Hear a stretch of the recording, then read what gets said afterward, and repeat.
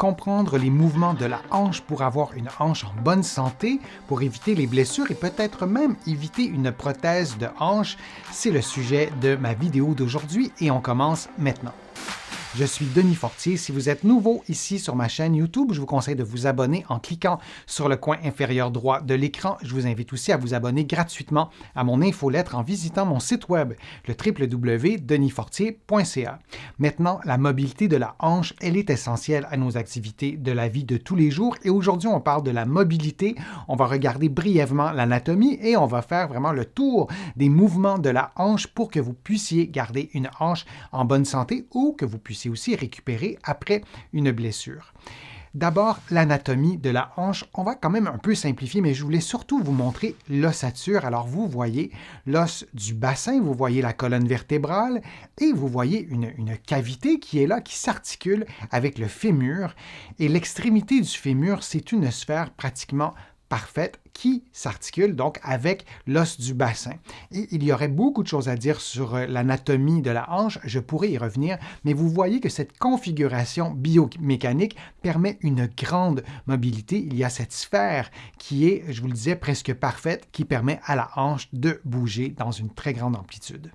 Avant de parler plus spécifiquement de chacun des mouvements de la hanche, parlons d'abord des deux grandes familles de mouvements. Il y a les mouvements qui sont faits en non mise en charge. Par exemple, lorsque vous êtes couché sur le dos et vous faites une flexion de la hanche, il n'y a pas de poids sur votre hanche. Et si vous êtes en position debout et vous prenez par exemple la position accroupie, vous allez être en mise en charge. Alors, c'est bien important de prendre soin de la mobilité de votre hanche dans ces deux grandes familles de mouvements, c'est-à-dire les mouvements en non mise en charge et en mise en charge. Il faut également tenir compte des positions dans lesquelles vous faites les mouvements et pour bien rééduquer la hanche, pour bien préserver sa mobilité, vous devez faire des mouvements en position debout, en position assise et en position couchée. On pourrait aussi ajouter la position quatre pattes, la position accroupie, mais tenez compte d'une diversité de positions, ce qui vous aidera à récupérer et à maintenir une mobilité optimale de votre hanche.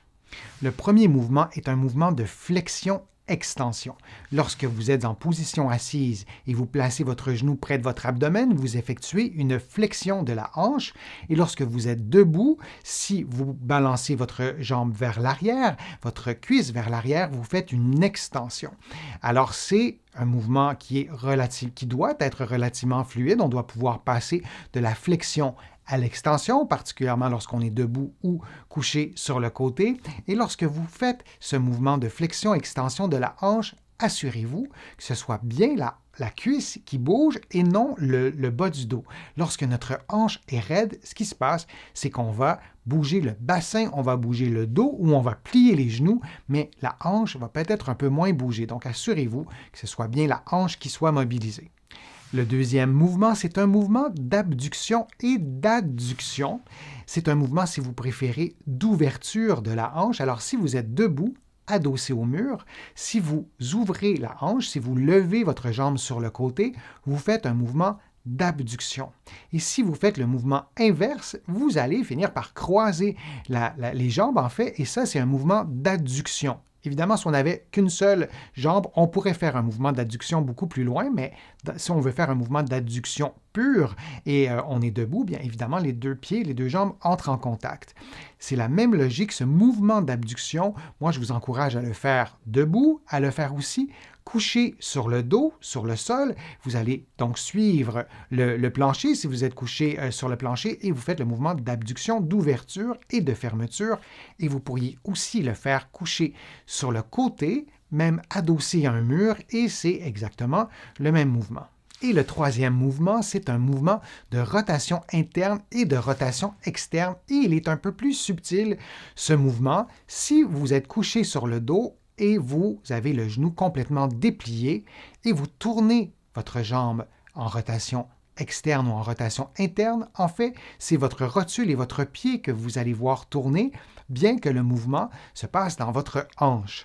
Si vous êtes en position assise, par exemple, et vous faites un mouvement de rotation interne et de rotation externe, vous allez voir votre jambe qui va se déplacer un peu comme les aiguilles d'une horloge. Mais le mouvement, se passe aussi bel et bien à l'intérieur de la hanche. On a vu la sphère que représente l'extrémité du fémur. Alors, c'est grâce à cette forme particulière qu'on arrive à faire des mouvements de rotation interne et externe. Et lorsqu'on a une raideur dans la hanche, dans bien des cas, on perd des mouvements, on perd la mobilité en rotation interne et en rotation externe. Il y a plusieurs personnes qui vont finalement avoir une prothèse de hanche, mais qui ont commencé par perdre quelques degrés de rotation interne et externe. Et comme on n'a pas systématiquement toujours besoin de ces mouvements, on ne s'en rend pas compte.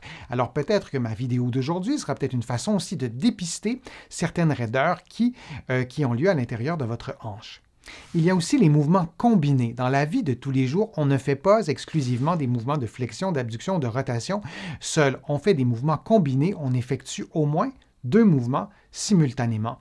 Un exemple, en position assise, vous placez la cheville sur le genou opposé et vous allez donc avoir une certaine ouverture de votre hanche. C'est un mouvement combiné. Vous pourriez faire les 2 côtés en même temps et vous auriez un peu le même résultat, mais en le faisant avec la hanche droite et la hanche gauche. Alors, ce mouvement-là, vous pouvez le faire en position assise, mais vous pourriez aussi le faire couché sur le dos et c'est différent, vous allez voir, c'est pas tout à fait le même mouvement, les tensions musculaires ne sont pas identiques, alors vous pourriez, dans les mouvements combinés, effectuer ces 2 mouvements-là. Pour vous assurer d'avoir une bonne mobilité de votre hanche, je vous encourage à consulter un professionnel de la réadaptation.